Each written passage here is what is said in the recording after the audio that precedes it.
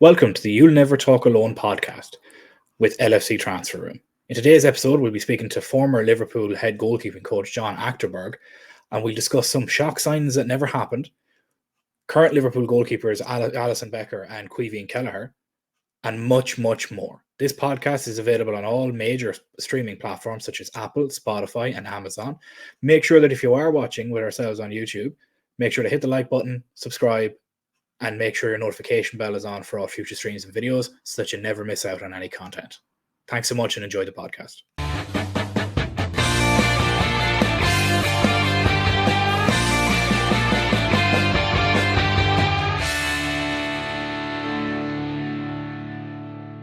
Hello and welcome back to the LFC Transfer Room podcast. Today we're joined by a very special guest, former Liverpool goalkeeping coach John Achterberg. How are you doing today, John? Thank you very much for joining us. All right, I'm good. How are you? Yeah, not too bad. So it's a sunny day over here, which I'm sure it's always sunny for you where you are now. Bit of a nice weather change in Saudi Arabia, I assume.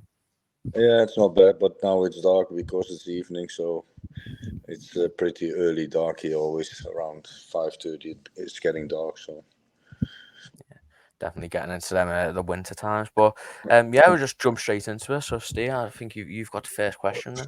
Yeah, so John, thanks so much, as Charlie said, for joining us. The first question that I just have for you here, you've obviously had a fairly long career both as a player and a coach. You had Tranmere Rovers before leaving them in the sort of late 2000s before joining us then as a goalkeeping coach, and you spent 15 years with ourselves then. One of the real questions that we have more so will be, goalkeeping has really evolved over that time, both as your time as a player and a coach. It feels like every keeper now needs to nearly be an outfield player that can just use their hands. From a coach's point of view, is that something that's been hard to adjust to with training regime, coming from your time as a player to then adjusting over that long time period to then being in a coaching situation? not really, because I think the rule changed when I was maybe 14, 15 or something like that, when you are not allowed to pick the ball up. So to be honest, I always teach the all-round goalkeepers, and if you're working for Liverpool, you have to create all-round goalkeepers, so they have to be able to do every aspect of goalkeeper. So there's nothing changed really, to be honest. I might change an exercise with the same outcome, but in general, we work on every day on all the aspects of goalkeeping to improve and to train the computer really. Yeah, I mean, we see, I guess, I feel like maybe more recently, from just a viewer's point of view, I guess it's, I feel like we have like the shot stopping keepers like your David De Gea's, and now obviously as Steve said, I feel like footwork and that the distribution side. Obviously, every goalkeeper is always going to be they're footballers, they're good with their feet. Playing from the back is such a massive thing now. Is that something that goalkeepers kind of need to have, like not just a good level of like ball playing ability, but kind of you look at Ederson, he could rival a lot of midfielder players' passing range. Is it now scouting? Is it really like you have to be an amazing striker of the ball to almost play out from the back and stuff like that with modern football? It depends which club you're playing for. No, if you play for City or Liverpool, you want a goalkeeper who can play with the feet. So there have to be mobile goalkeepers and athletic, and that's my vision is always to teach goalkeeping every aspect, because then they can play in every team. And I think that's why I end up being at Liverpool, because I teach all the goalies in Tranmere in the youth and with the first team the same. And when I started in Holland, that was always the same. I was myself all-round goalkeeper, if you like, playing with the feet, kicking balls, and be able to do most things, really everything basically. So and yeah, it depends what style of team you're playing. If you're Burnley, then you're only requested to kick the ball as far as you want. Obviously they changed it over the last few years, but in the years in the Premier League they go long and then play from there. So some goalkeepers are less good with the feet than others. I think, like I said, you have to be a mobile goalkeeper to be able to move well and quick with the ball on the feet. And some are better skilled with it than others. But I always practice kicking left foot and right foot with all the goalies I've been working with, because you need an outlet if your right foot is being closed down. And that is if you play in a long ball team or in a short ball team. So, clubs like City and Liverpool and Arsenal probably looking for a goalie who is all round and can play with the feet. And, if they, ideally, obviously, they teach all the goalies in the academy like that anyway, to make the next step for the future. But most of the times they're looking for more experienced goalkeepers in this kind of clubs to get them from abroad, and they always will look at can he handle the ball left foot, right foot, and from that moment they are probably interested to take someone like that on. Yeah, definitely. I mean, so at Liverpool, we had Pepe Reina for, a considerable amount of time. I think after Pepe Reina, we signed Mignolet from Sunderland, and he had a decent, good spell with Liverpool. And then kind of, I believe, the year we went to the Champions League, it was very much Loris Karius, Simon Mignolet. They were swapping places, and we've kind of landed on Loris Karius, becoming the Liverpool goalkeeper. Obviously, to kind of go back to the Champions League final, which, unfortunately, we all kind of know what happened there. How do you think, that eventually led to us signing Alisson Becker the year after? Do you think that was always in the club's vision? Or, I remember Loris Karius was having a great Premier League campaign up until that. I think the save against Everton comes to mind, where he tipped it around the post. Do you think the Champions League final really made the club spend? We know roughly the Alisson fee, a world record at the time. Do you think that Champions League final really cemented the need at the club to, go, okay, we need this world-class goalkeeper like other clubs? If on the flip side, do you think if maybe things went different, they didn't, but do you think Karius potentially could have maybe, cemented that position, and we didn't go out and sign Alisson if the Champions League final didn't happen? It was always a possibility that we always looked to strength, and obviously the final definitely had an impact on that situation, I guess. And but we always were looking around to see what is out there, and in the end, obviously, we already knew Ali for quite a while. I think I was watching him from 2013, so I was looking always at goalkeepers who play the Liverpool way and who can play with the feet, and who are all round, and obviously can do all aspects of goalkeepers and stuff. So when we decided to do it, we already always prepare things, and then obviously there's only a moment where the manager and the club, the owners, and obviously the recruitment guys, they look at it as well, and then we make a decision on that. But I always worked ahead to find number 1, number 2, and 3 goalkeepers, and had my list ready, what if anything was needed or what is possible. And then you need to have the backing, obviously, from the owners to get the money available. And obviously I was doing all the time this kind of thing. So the first goalie I told him was Neuer, and then he was at Schalke, but obviously then he went to Bayern. And Handanovic I saw when he was at Udinese, and obviously we didn't have the money to put that in. But this kind of things happens, you always prepare, and then hopefully it can work. And this time it was when the decision was made, it was just after the preseason started, and then the club made it happen, and the owners put the money in. And yeah, I obviously spoke to the boss on that already before that anyway about, that he's a really good goalie, and we played him in the friendly against Rome in US, and I said, yeah, that's the goalie I told you about and stuff like that. And obviously then other people making a video of him and look at him up as well, and maybe the club looked at some stats on him. I didn't use that. I just watched with my eyes if it would be able to fit, and so I said if I would spend the money, it was only on Ali. I would, because you look at what is out there and what is available and what is possible. Then I said Ali would be the only one I would sign if it was me, and obviously other people agree with it in the end, and the rest is history, if you like.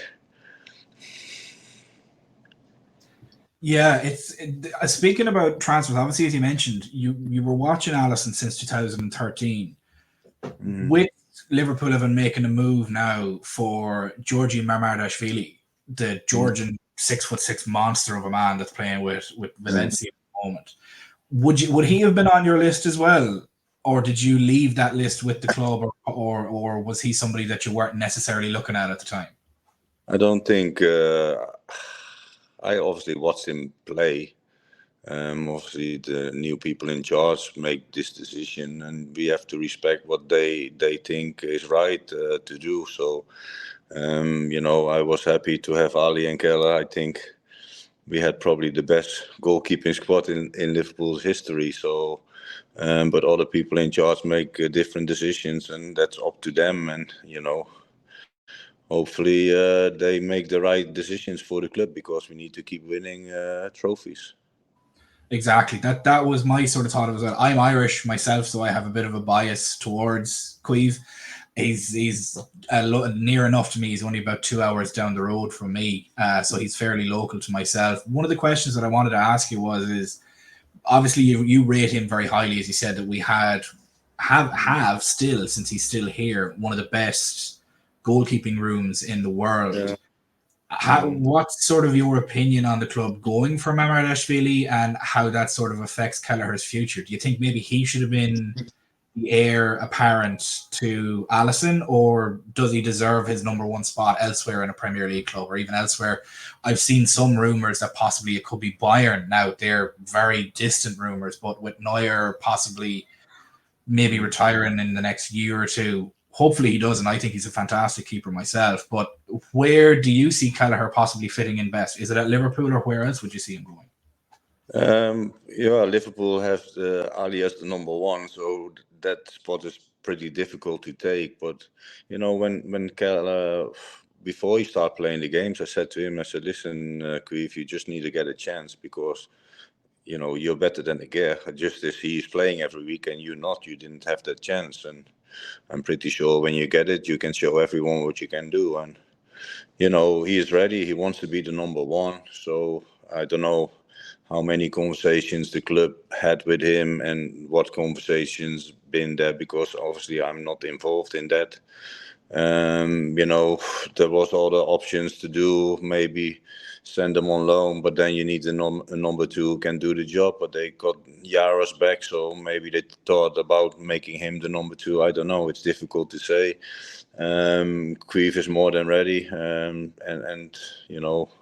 if Bayern wants to take him, I think it'd be a good choice. But I think he can play at the top level. What he's been showing, he never really let us down at Liverpool, and all the games he probably was a big part of winning the second League Cup, with the amazing saves he made in that final. And, I had a really good goalkeeping squad from number 1 to number 5. Adrian was important in that.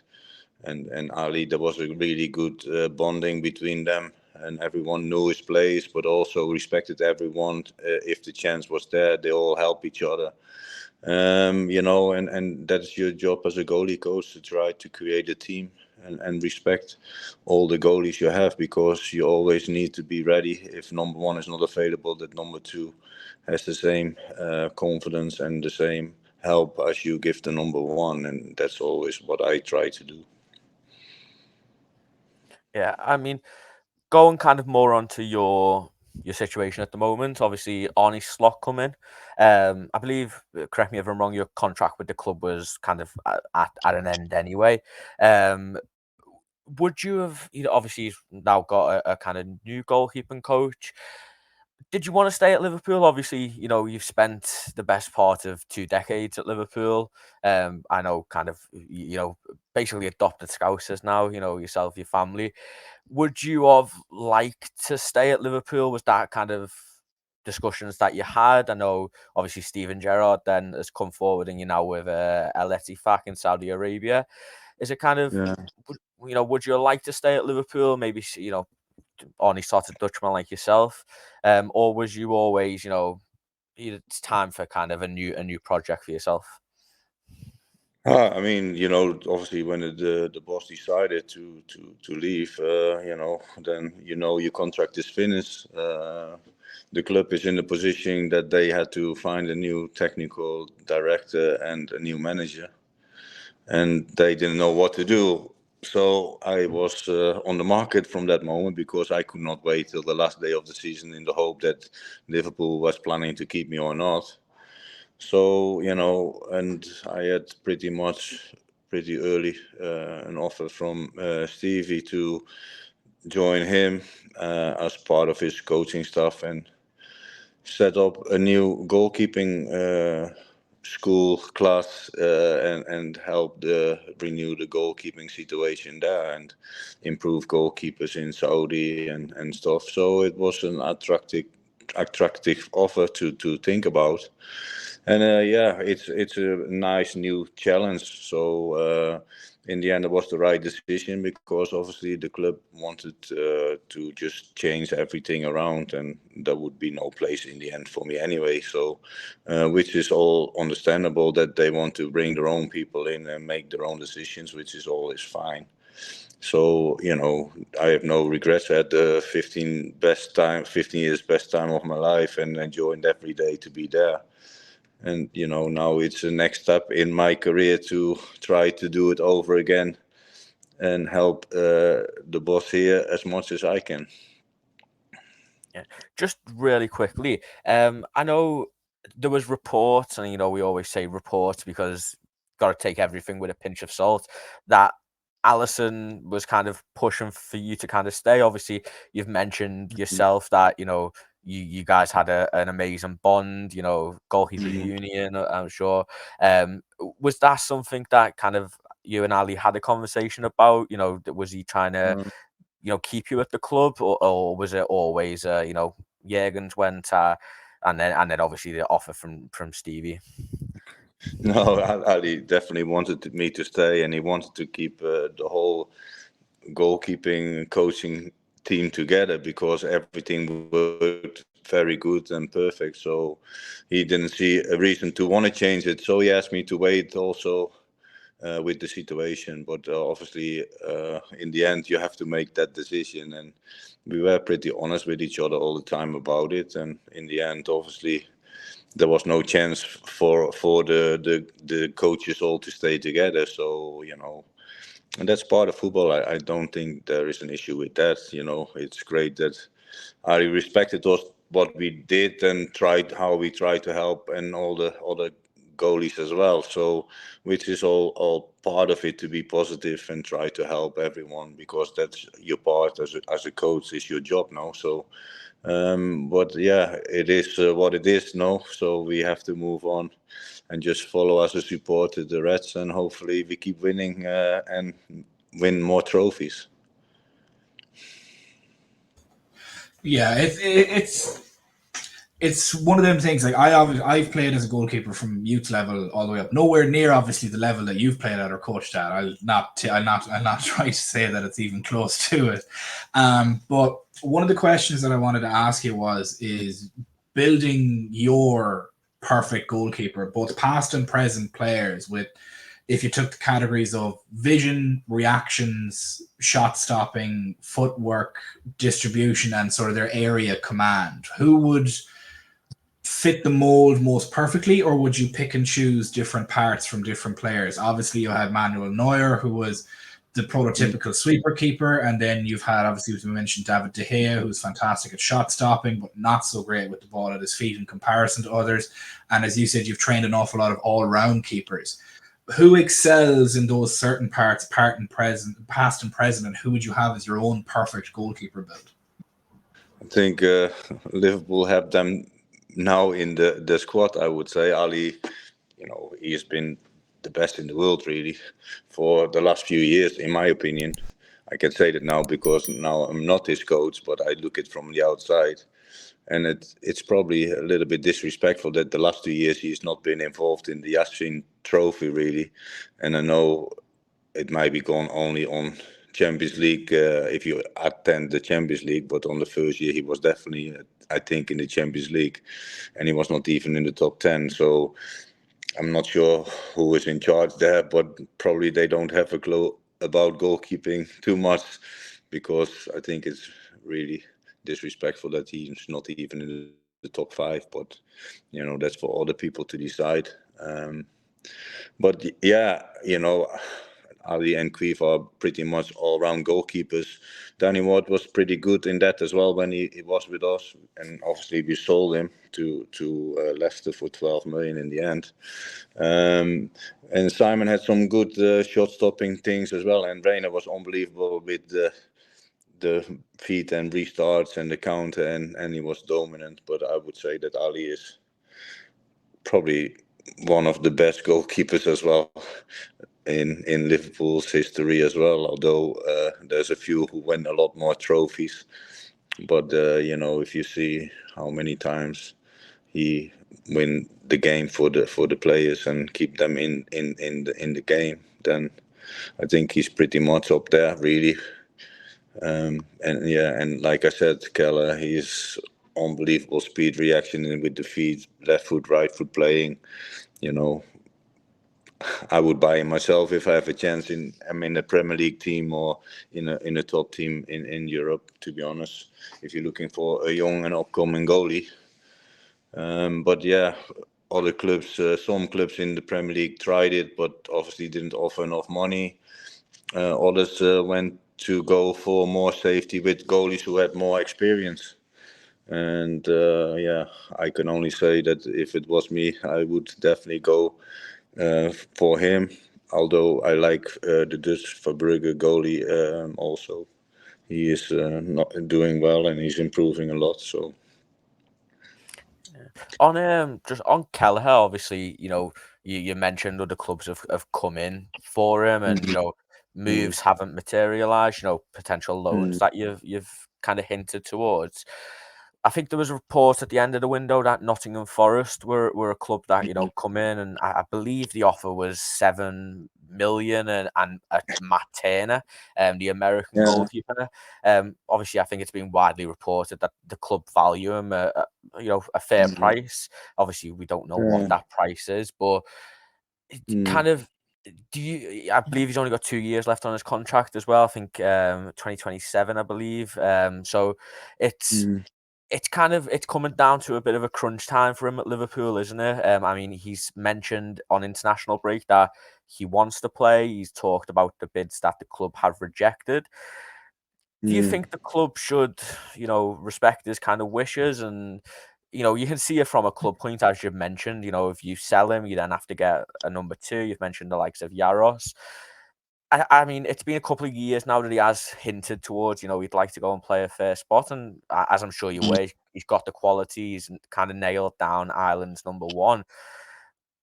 If he was to leave, do you think the price would be kind of around that 20 million? And again, I think that's you may be undervaluing is what he can offer to a club as well. Considering, I know it's a long-winded question, but the likes of Aaron Ramsdale was sold this window for 25 million to Southampton, I believe.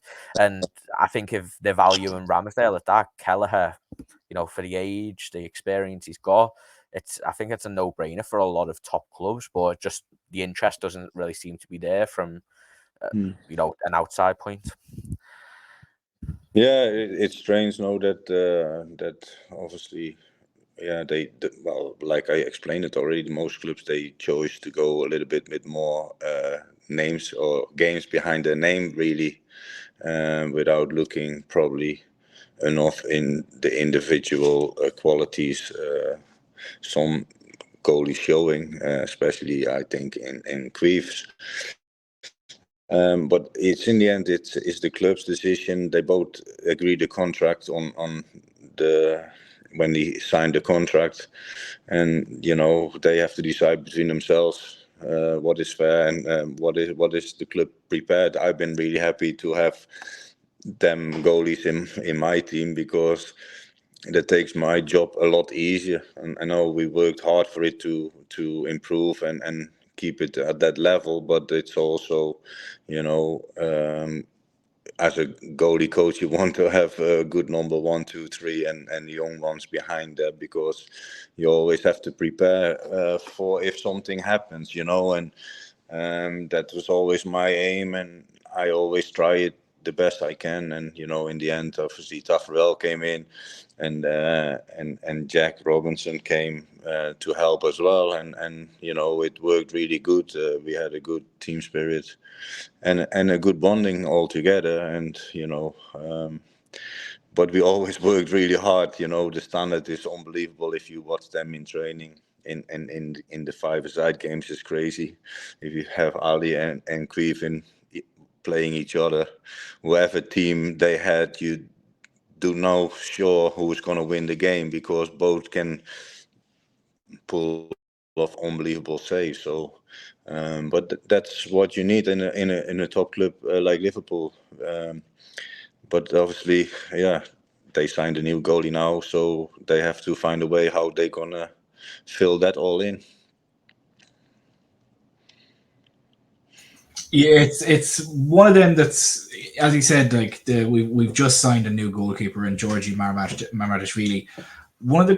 Another one of the things that I wanted to sort of throw to you was, we see now that obviously the two top teams in the Premier League at the moment have Brazilian goalkeepers, in Ederson for Man City, and then we have Alisson for ourselves.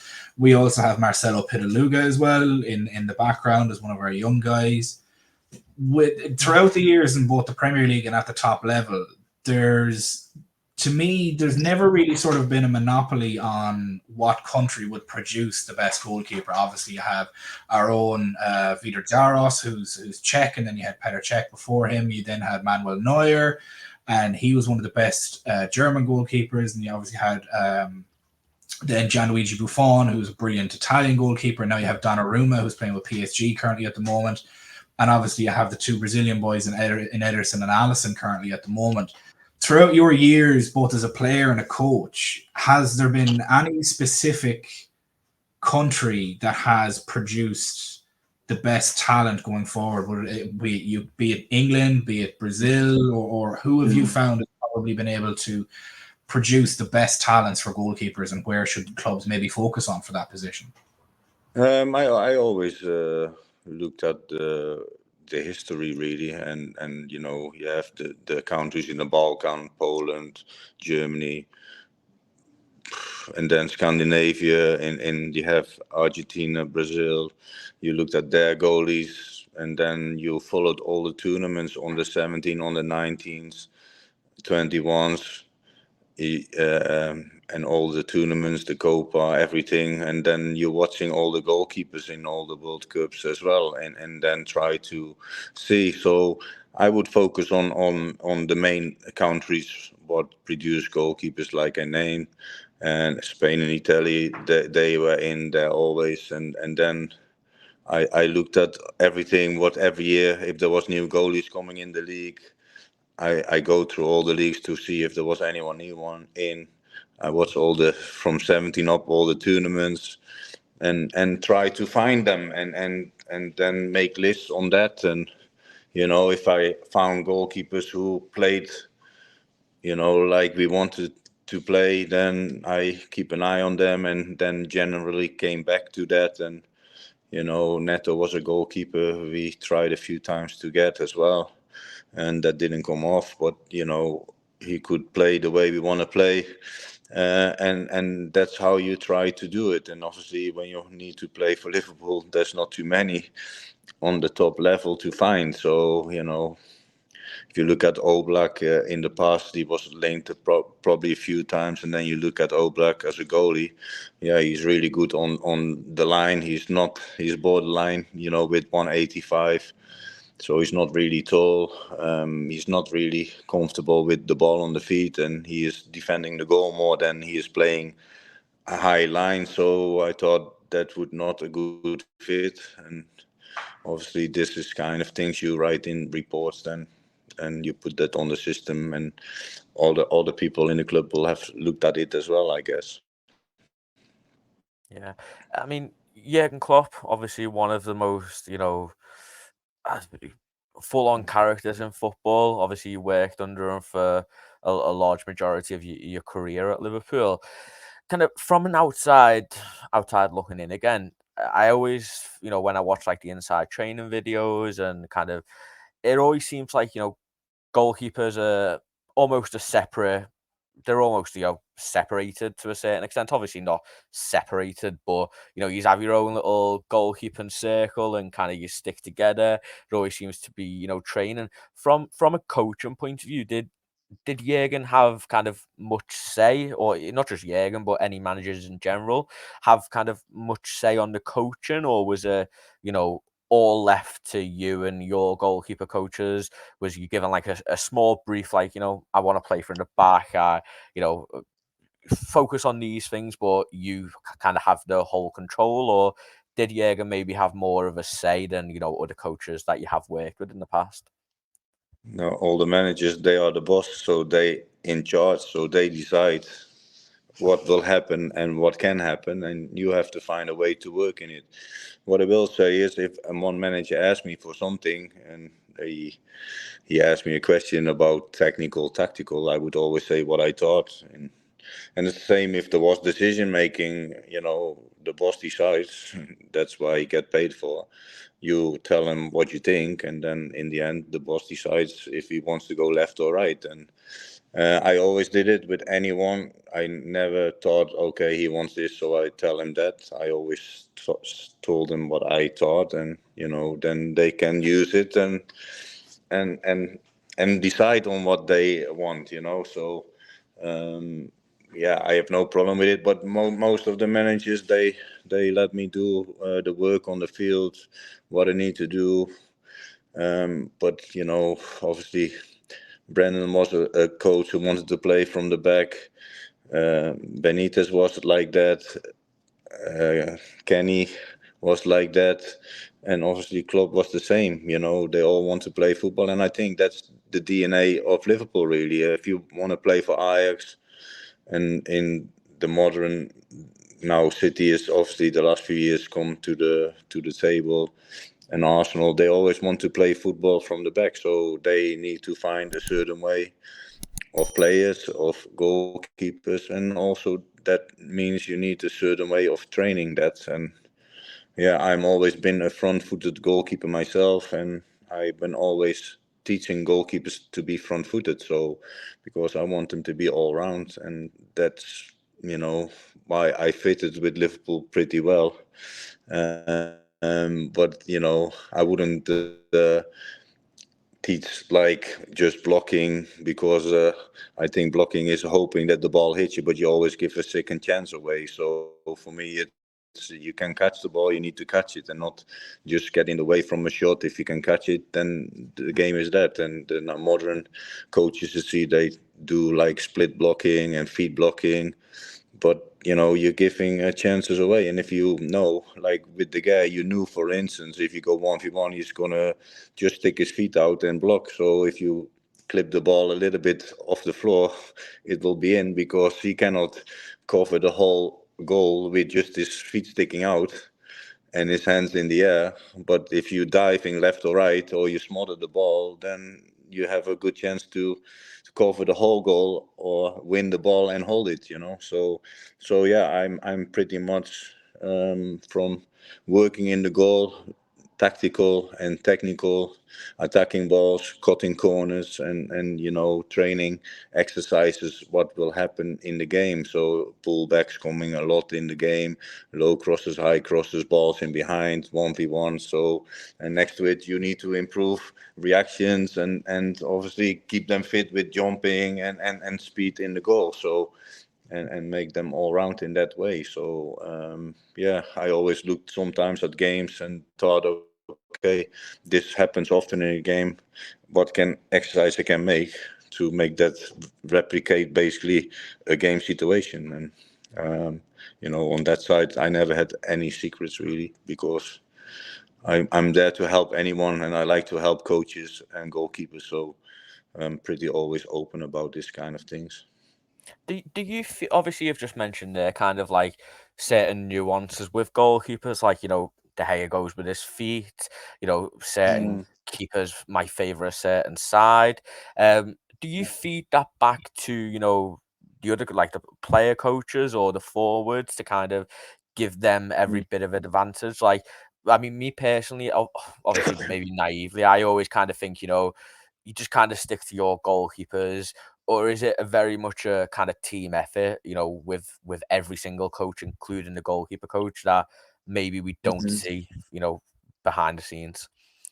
No, yeah, you give sometimes advice to players, and you tell them, oh, look, he's standing too far. If you get the ball out your feet and you see he's standing too high for when the ball is on the halfway line, you can kick it over him and stuff like that. This information we always give to players. Or if you go 1v1. So we always did this kind of things. And with penalties, we talked about it as well with the players who take them. And, you try to help everyone really, because you work for a team to win together, and obviously try to get results every week.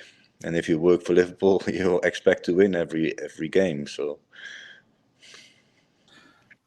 We'll just rattle off two more questions before we get into some quick fire ones, such as before we finish up, John. One of the questions that I had, I read it was a review that was done by an Irish goalkeeper that played in the League of Ireland. Michael Quinn was his name. He's doing his master's degree on the brain development of basically football players and how their brains would develop from an early age up. And obviously you've worked with a lot of young players as they've developed through Liverpool. And what his research showed and I'm sure you probably would notice this yourself, and I've noticed it myself after reading it, is that basically goalkeepers need to make very quick snap-second decisions based on very limited information. Have you seen that sort of side of the brain development from a goalkeeper, being very quick decision makers, very rapid decision makers throughout their development, going up through the youth stages and getting obviously to the first team stage? You were breaking up, so I didn't get the full question, but okay. So it was. Are you able to hear me now? Is everything okay? Yeah. Perfect. So the question essentially is an ex-Irish goalkeeper who played in the League of Ireland. I got that. Yeah. He was saying his research was showing that a goalkeeper's brain develops differently to an outfielder's brain due to the fact that they have to make such quick snap-second decisions based on very limited information. Obviously, you've probably been in situations where you've been in a crowded box, you've seen or heard a shot take place, and you have to guess where the ball is going to be based on that massively limited information. Do you think that there's any truth behind that a goalkeeper's brain would develop differently to that of an outfield player based on the fact that they have to make those decisions based on such limited information?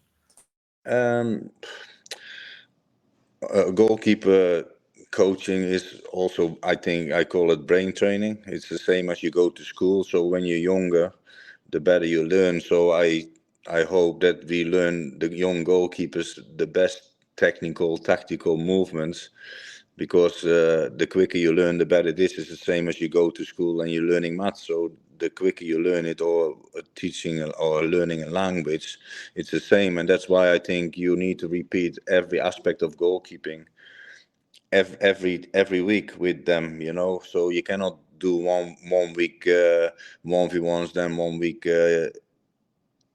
shot stopping and stuff like that, or the 1 week distribution, because you do one component in 8 weeks. So you need to work on every component every week, every day of the week. You need to try and get everything in, because the more you're teaching what they need to do, the more you train the brain. And if you come on that with second balls and stuff like that, I think that is inherent with the goalkeeper. The goalkeeper has to be always switched on. So you have no moment in the game where you cannot be switched off, because anytime the ball is over the halfway line, they can shoot, they can throw the ball in behind, then you have to be ready. So a goalkeeper has to be always switched on, and cannot take the thinking off from what can happen. And so I think you train that anyway. You're training front foot goalkeepers, mean that you're always active and you're always ready to make a save. And I think that probably is correct, on that side. And to come back to your answer, that probably is my answer. Yeah, definitely. Fine. Before we kind of go into just a few kind of not dumbed down, but a few quick fire questions, as Steve said. Alisson, obviously, in my opinion, probably the best goalkeeper in Liverpool's history. I think but especially by the time his career ends at Anfield, it will most likely be a unanimous decision. Kind of when he compares to other players that you have coached over the years, can you kind of tell, he is just born to be a goalkeeper? He's, you look at certain footballers, Messi, Ronaldo, and you just think you're born to play football. You're born to be, the star you are. It's like how I always say, like some musicians are born to play music. Kind of, is he somebody who, when you first, started coaching him person to person, was you just like, this pure natural ability there? Obviously, I'm sure behind the scenes, so much hard work goes into, maintaining that, and being a professional goalkeeper. But when it comes to just pure natural ability, every time I watch him, I think one of his most underrated attributes is positioning. I think where other keepers are, flying, doing Hollywood saves, as I like to say, he's plucking the ball out of the air like it's nothing. Does that come naturally to him, or is it, a lot of hard work behind the scenes?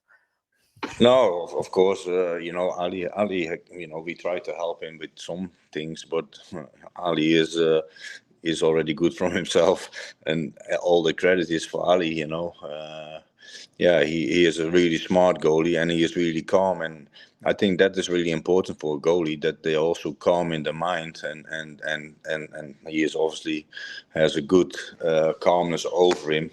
And if you're calm in your mind, you can make good decisions. I learned that over the years, and Kelleher is actually exactly the same. He's calm in his mind, and then you see that they can make good decisions also under pressure. If you're a little bit erratic in that, you will see that the goalie also make more erratic saves. So I think that's one big learning point from me over all them years, that you need to be in a good set of brains and calmness as a goalkeeper, and next to obviously athletic and quick. And Ali has all these kind of things. He is quick, powerful, and athletic. So but he works hard for it day in, day out. I always used to say to all the goalies, and also to Ali, the moment you think you don't have to work hard enough, then is the moment where your level will drop. So, and I think I'm a firm believer in that. The time you think that, okay, yeah, I done everything, I don't have to work as hard as the first day I started, that's the moment where your level will drop, and you will see that then you're making more and more mistakes. And that is always what you need to try and help them with, and keep them on the toes. And obviously you need to make variation in the training to keep them switched on as well, so they're not becoming robotic. But what can I say? I had 15 great years at Liverpool now. We'll just finish up, John, with a couple of quick fire questions, just to before we end up letting you go. One of the ones that I wanted to know, and I think Charlie has a couple as well, is who do you think is the best prospect behind Alisson and Kelleher currently at the moment at Liverpool? Is it Yaros? Could it be Pitaluga that possibly has the most potential? Maybe Davies, or is there somebody that we haven't really paid much attention to at the moment that you would tip to be one of the next big things? I think Yaros obviously already showing a good level when he was on loan at Sturm Graz, win the league with them and win the cup. Davies have all the tools. Marcelo has a lot of good tools too. The thing is they have to play every week to show and being consistent, and I think that is where the key is. Yaros was pretty consistent at Sturm Graz, so he is coming close to the national team. Harvey was a little bit on and off, and so was Marcelo when he went on loan, and now they have to show and stand up, and I'm convinced that they will make a good career. In the end, making a good career or a top career, it all depends on how you develop in gameplay, and you need to have a chance to be having a manager who believes in you and stick with you. Also, if you having one not so good games, but you also know as a goalkeeper you cannot have 2 bad games on a row, because then you put yourself under pressure and the team and the manager under pressure, and then there's a chance that they will switch the goalie. So I definitely think they all have a chance, but Harvey and Feet, they all want to play, and Marcelo obviously he went out on loan again, and they have to prove now that they can stand on the feet, and in the end the club have to decide, do they want to keep him, do they believe in them, and make the decision if they want to let him go or keep them on and keep developing them, and for sure they will find the next one sooner or later again. Yeah, definitely. Obviously, you've mentioned very, very long career at Liverpool.